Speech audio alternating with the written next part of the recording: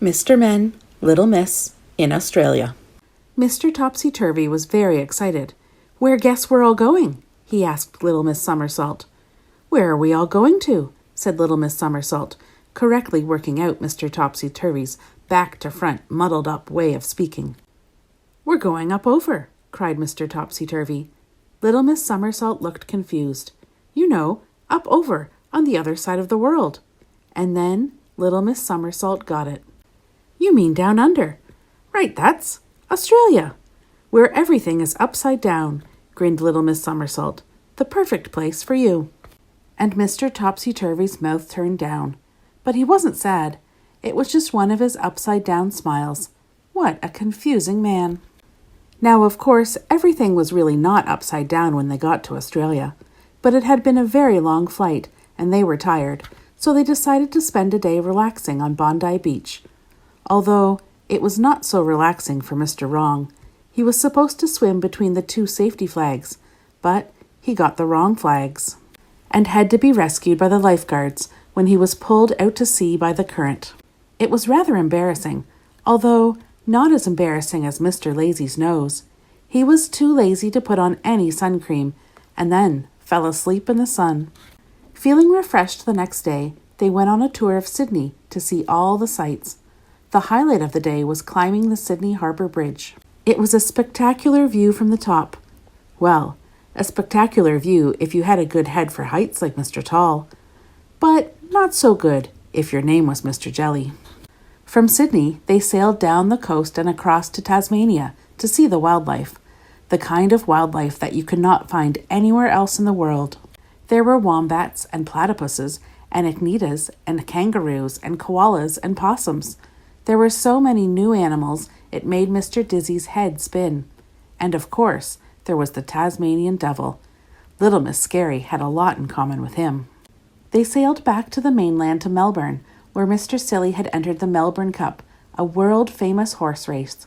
However, Mr. Silly, being Mr. Silly, could not do things sensibly. Oh no, not Mr. Silly. Not surprisingly, Mr. Silly did not win the cup. So, to cheer him up, they went for a drive along the Great Ocean Road to see the 12 Apostles. Although Mr. Tickle had his own plan to cheer up Mr. Silly. They then drove further up the coast to Adelaide, where Little Miss Summersault had organized a cricket match. Out in the field, Little Miss Summersault's team were very good. Mr. Dizzy bowled his specialty spin ball, the Giggly Google. Little Miss Summersault was truly acrobatic in the slips. And out on the boundary, nothing could get past Mr. Tickle's long arms.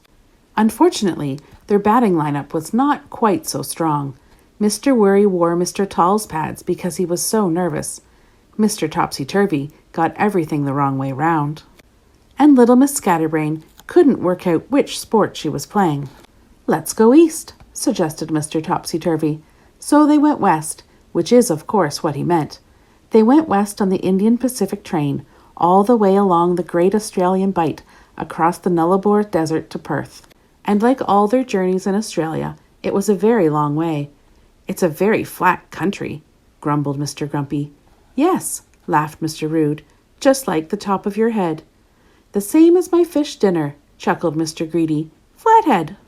On a day out from Perth, they went on a bush tucker walk and learnt what the Indigenous people ate out in the Australian bush and how they hunted.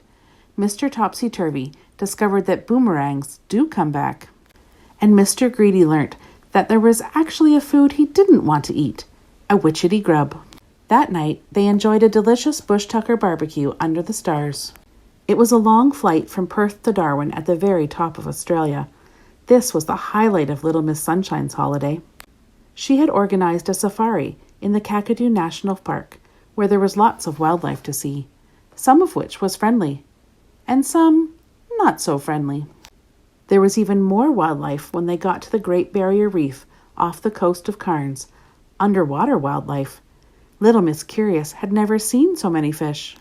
However, Mr. Topsy-Turvy couldn't seem to get the hang of snorkeling. And his attempts at surfing on the Gold Coast were no better. Little Miss Summersault laughed so much she nearly fell off her board. "Well, we've been all the way round Australia," announced Little Miss Summersault. "I think it's time to see the middle." So they all caught the bus to the Red Centre. "What a surprise! Another flat desert," whinged Mr. Grumpy, although it was not all flat. Not at all flat when they got to the McDonnell Ranges. It was very hot in the middle of Australia, but a swim in the billabong soon cooled them off. That night they slept out under the bright desert stars, and little Miss Summersault had some wonderful dreams. They had had a wonderful trip down under, and they had learnt a lot about Australia. The snowy mountains were snowy. There were kangaroos on Kangaroo Island. The blue mountains were blue. The great sandy desert was sandy. The bush was bushy. But, much to Mr. Mean's disappointment, there was no gold on the Gold Coast. They had one day left in Australia, and they couldn't decide what to do until little Miss Summersault saw a sign. "Look!" she cried.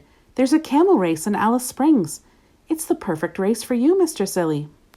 "You're right," agreed Mr. Silly. Everyone else decided to join in, and Mr. Silly rode in the race on a kangaroo. What a silly Billy!